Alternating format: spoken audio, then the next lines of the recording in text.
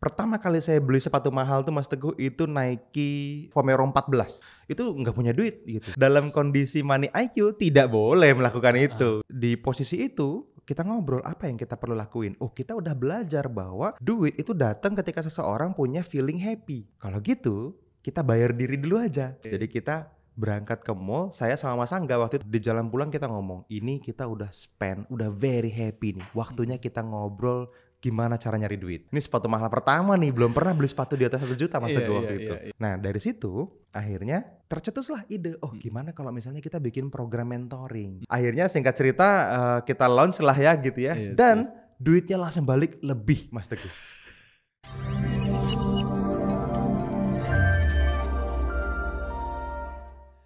Halo teman-teman Kedamaian ID, kembali lagi bersama saya Teguh dan Mas Fadli. Yeay, Mas Teguh biru hari ini ya. Mas Fadli hitam. Perasaan baju saya banyak yang hitam belakangan ini ya. Beberapa kali hitam. Iya. Saya yang berwarna-warni nih. Mantap. Oke, Mas Fadli, beberapa podcast lalu kita juga udah bahas tentang uang ya. Money kemarin ya. Sekarang dia punya tagline teman-teman ya. Oke. Ngomongin dulu gimana Mas Teguh? Oke, ngomongin masalah uang ya kan, ada kecerdasan uang. Money EQ ya kan, dan money IQ gitu ya kan. Kecerdasan finansial dan emosional keuangan gitu. Ada mungkin kalau misalnya IQ itu kan kecerdasan keuangan itu ibaratnya seperti budgeting, investing, ya kan, perencanaan keuangan, financial gitu. planning pada umumnya lah gitu ya. Gitu, intelektual. Betul. Nah ini pertanyaannya adalah kapan saatnya gitu ya kita menggunakan IQ kita gitu ya kan. Kemudian kapan saatnya kita menggunakan money EQ kita. Kapan kita harusnya emosi ya? Emosi sama uang. Ayo. Oke.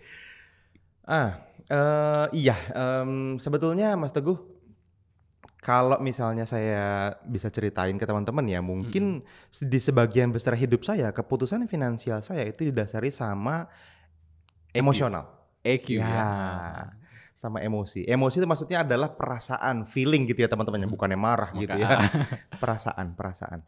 Nah, secara umum teman-teman kan banyak di antara kita yang memang dapat expose dari media sosial atau memang dengan sengaja belajar tentang perencanaan keuangan. Bahkan gitu dari sekolah ya, dari sekolah juga malahan itu yang dinyiin. Gitu, yang diajarin kan seperti itu ya, bagaimana teman-teman bisa hemat pangkal kaya, gitu kan. Betul. Ketika dibilang boros pangkal kaya, kusut dia gitu.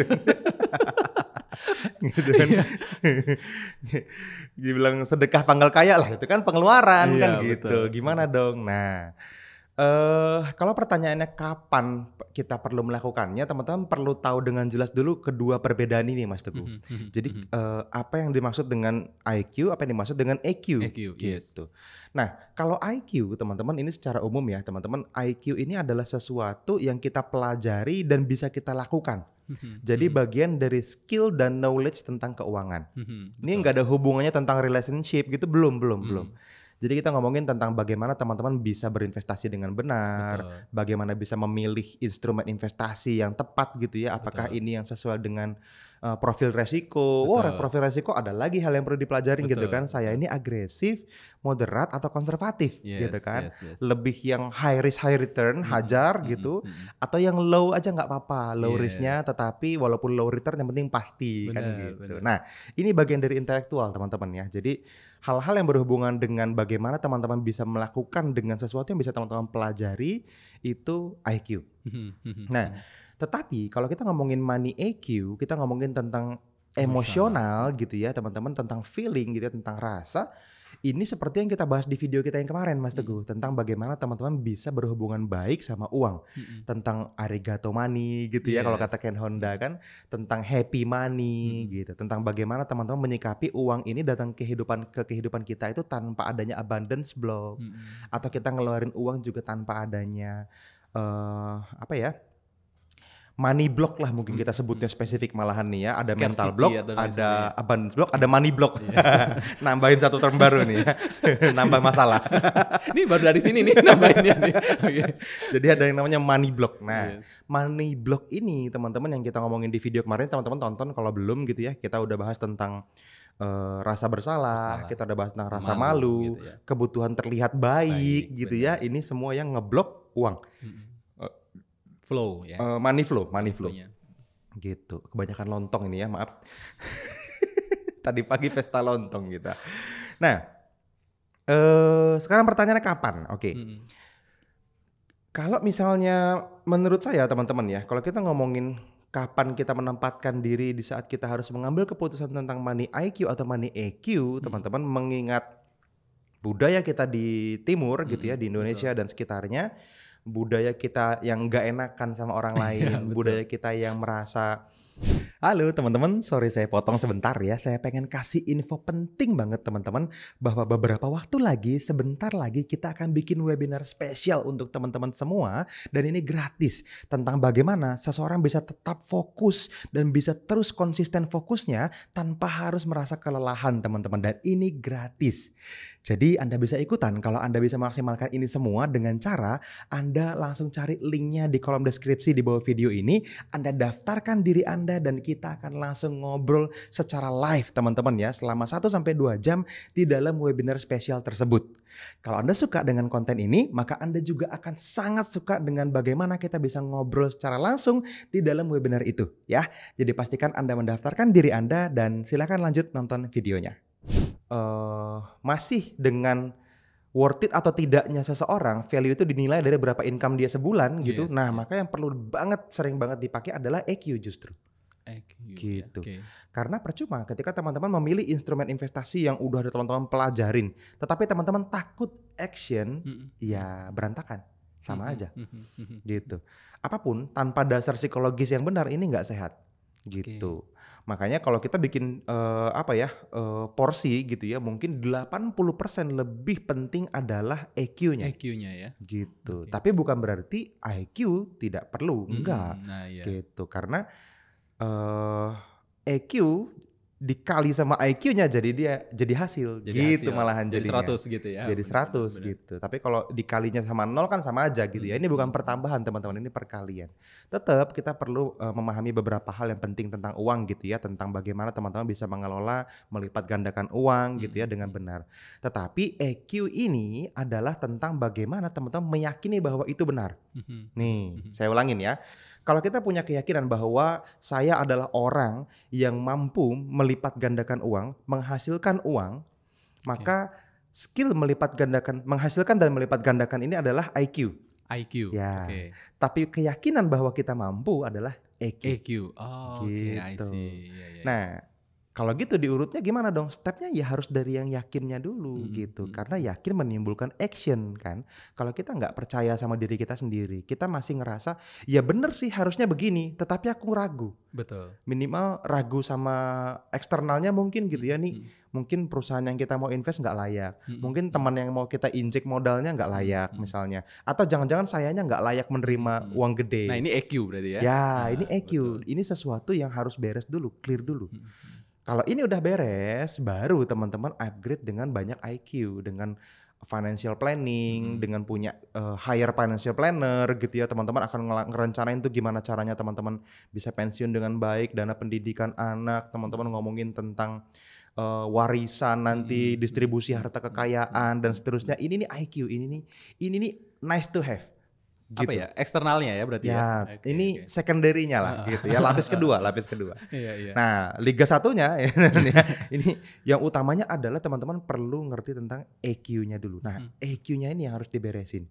Jadi di sebagian besar waktu kita itu sebaiknya teman-teman mengerti dan memahami plus praktek berdasarkan EQ yang benar. Oke, Mas Fadli. Nah, kan menariknya begini. Makanya tadi saya sampaikan di awal tadi, ada banyak mungkin dari sekolah, bahkan dari kehidupan kita masing-masing juga kan, di kehidupan sehari-hari kita gitu teman-teman ya.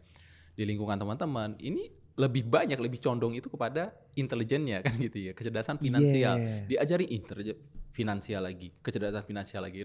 Bahkan dari rumah kita juga kan, ini uang harus hemat ya, kayak gitu ya kan. Karena takut kalau misalnya ada in ada out kan gitu ya, ada arus kas yang harus diperhatikan gitu kan. Kalau duit jajan segini keluarnya harus lebih ini, kalau enggak sih nggak bisa nabung. Bener. Hal-hal seperti itu seringkali kita dapat sebagai expose ke dalam kehidupan kita. Tapi teman-teman coba dalam prakteknya. Berapa banyak, saya pikir semua orang pernah ngalamin Mas Teguh yang namanya lebih besar pasak daripada tiang gitu kan. Orang tua kita juga ngalamin itu, tapi kita hidup sampai hari ini loh. Iya betul. Artinya matematika Tuhan tuh gak sesederhana itu gitu. Ada hari di mana kita udah tinggal sedikit duitnya, tetapi daripada kita pegangin, kita sedekahin, baliknya lebih banyak. Ini kan nggak ada di IQ. Iya betul.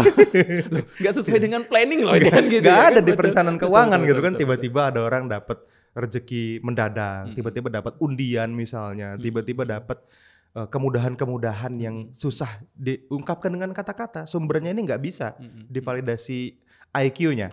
Tetapi secara EQ memang dia layak, ya udahlah, selesai.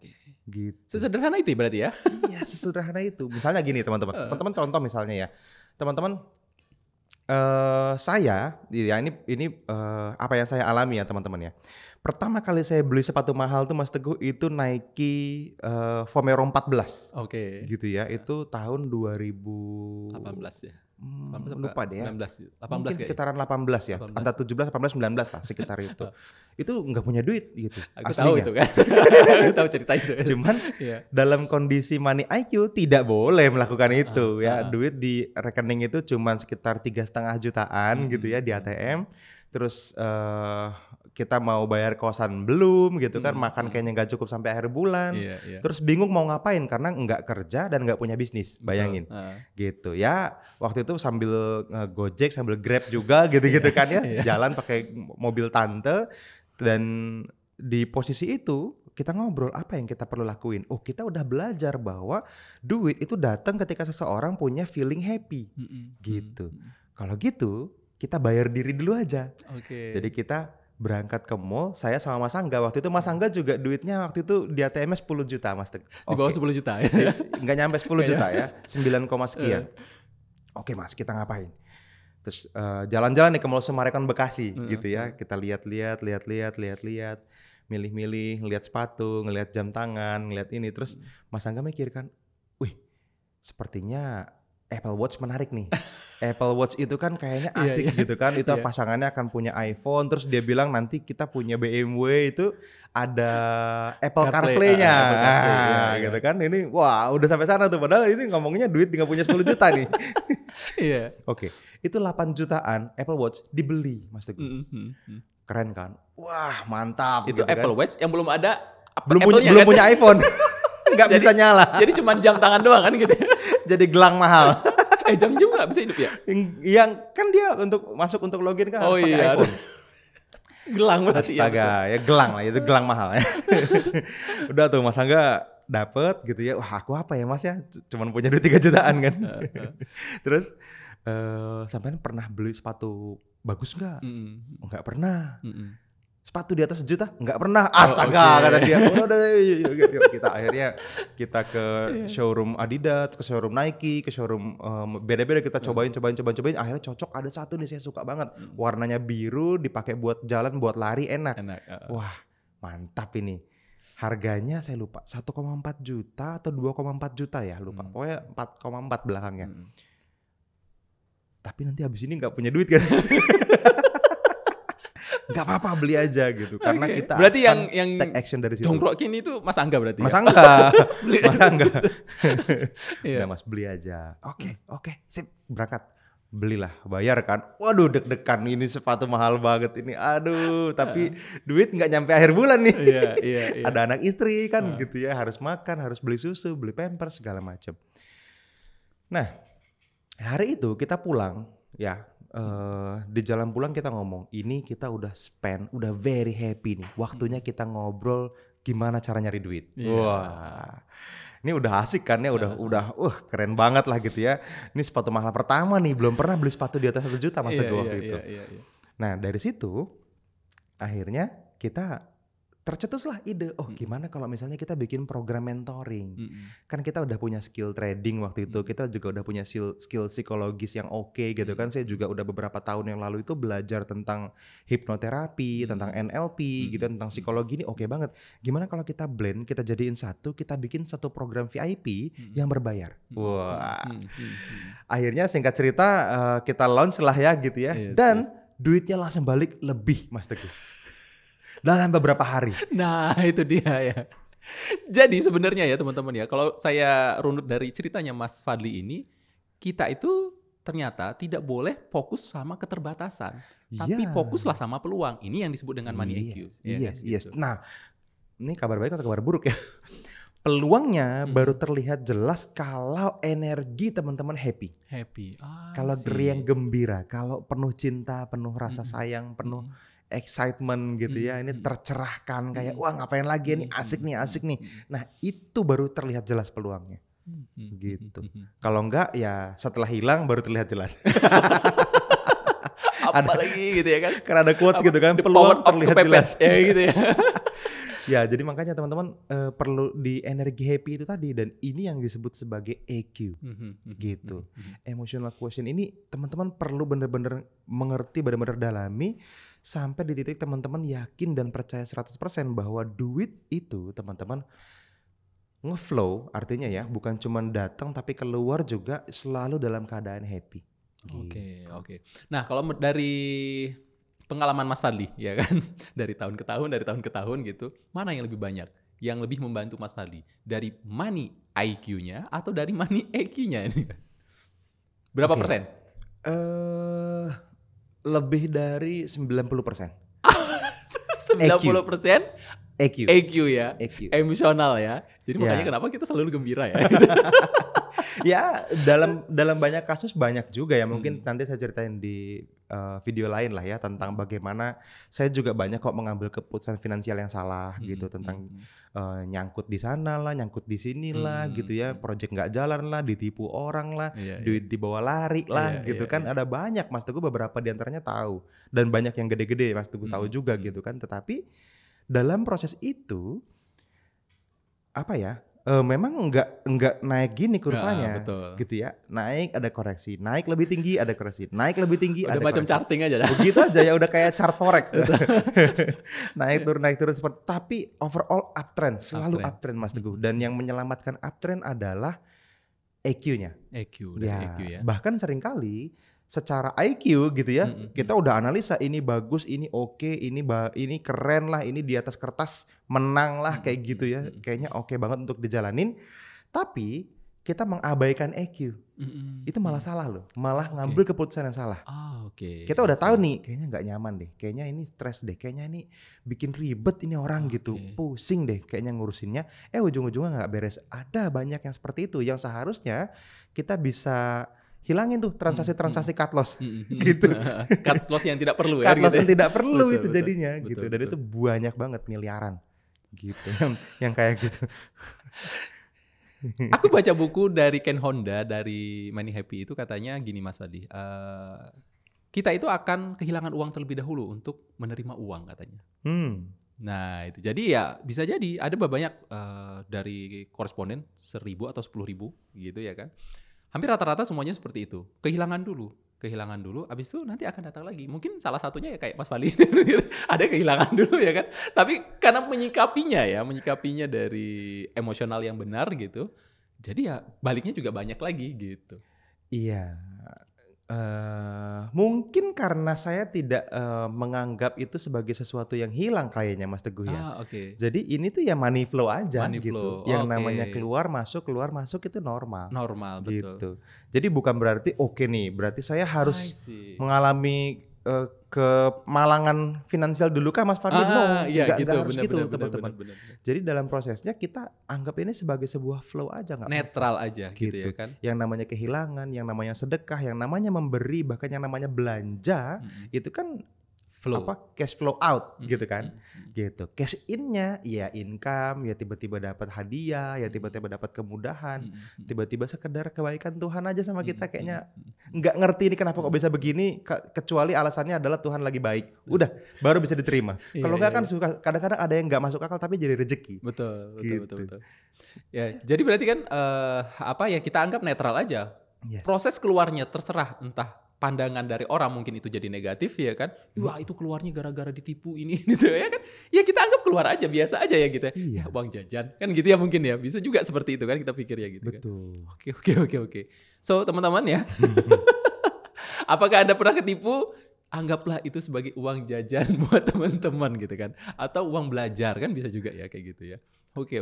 Nah, Mas Fadli, mungkin ada lagi dari Mas Fadli yang disampaikan? Ya. Kalau teman-teman hari ini dalam keadaan yang mungkin berat gitu ya secara finansial, atau teman-teman mungkin dalam keadaan yang teman-teman ngerasa ini kayaknya nggak mampu untuk ditanggung gitu ya, ini kayaknya terlalu sakit untuk dibebani terus seperti itu misalnya gitu ya. Teman-teman perlu sadar bahwa itu adalah proses atau bagian dari in dan out tadi. Diterima dulu, diikhlaskan dulu. Karena kalau belum diterima dan diikhlaskan, teman-teman akan selalu ada di situ, di dalam lubang itu terus saja gitu. Kalau belum menerima, belum menerima dan mengikhlaskan. Jadi tugas teman-teman yang pertama kalau dalam kondisi itu adalah teman-teman sadari bahwa saya sadar penuh hadir utuh ke sekarang ya. Karena banyak orang hadir di masa yang tidak kini, Mas Teguh. Hadir di masa lalu, hadir di masa depan gitu ya. Aduh dulu padahal saya bisa begini tapi diem gak action. Dulu tuh semuanya segala mudah loh, saya gak ngapa-ngapain aja dapat, karena itu jadi dia gak ngapa-ngapain misalnya. Nah hal seperti ini teman-teman perlu sadari dulu gitu ya. Begitu juga dengan di masa depan, wah ini nanti kalau misalnya dapet ini selesai nih hidup gua nih enak banget nih, tapi nggak dapet belum, cuman jadi nggak ngapa-ngapain karena ada calon rezeki masuk misalnya. No, Anda tetap perlu duit sekarangnya diusahain gitu, money now-nya diberesin, money future-nya itu nanti beda lagi gitu ya. Ini nanti kita bahas lagi nih, money now, money future ya, PR ya. Nah setelah teman-teman sadari ikhlaskan gitu ya, teman-teman sadar, ikhlaskan gitu ya, teman-teman hadir di sini saat ini utuh. Nah setelah itu kalau teman-teman sudah mulai dalam kondisi menerima, saya udah sih Mas, aman-aman aja Mas, kayaknya baik-baik aja, tapi belum punya exponential income atau exponential rezeki gitu ya.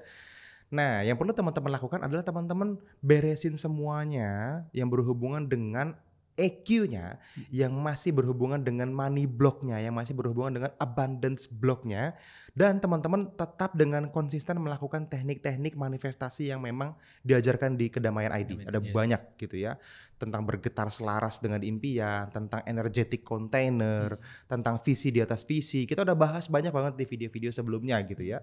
Bahkan kita punya program-program yang memang step by step saya ajarin di dalam sebuah kelas yang bisa teman-teman ikutin juga. Nah itu teman-teman ngobrol aja sama teman-teman konsultan edukasi ya di Kedamaian ID, teman-teman bisa ngomong, buka aja di kolom deskripsi, itu banyak video yang teman-teman bisa, banyak info yang bisa teman-teman dapat di sana, ngobrol sama EC, sama Education Consultant. Itu ada kelas manifestasi, ada workshop Tap Into Your Peace, dan kemarin pas kita live juga Mas Teguh, ratusan orang alumni yang hadir gitu ya. Ini kan kita bikin live secara berkala ya buat alumni kelas yang berbayar. Mereka request, Mas, yang spesifik dong tentang duit katanya. Wah, ini kayaknya kita pengen bikin sesuatu yang akhirnya jadi serius banget nih setelah saya ngobrol sama Mas Angga, ngobrol sama Mas Teguh juga ya, sama teman-teman di Kedamaian ID ini. Jadi sesuatu yang akan sangat besar, dan menurut saya kalau ini kita bungkus dengan baik, kita step by step bangun dan kita share ke teman-teman semua, ini akan jadi impact yang sangat besar buat Nusantara kita tercinta loh. Ini sangat happy saya menyambut ini ya, ide-ide ini gila ini. Ini akan coming soon lah ya. Something big is coming. Ini layak ditunggu ya. Oke. Yes. Oke, itu mungkin ya Mas Faldi. Jadi perlu banget ya kita sebagai insan-insan ya. Insan kami.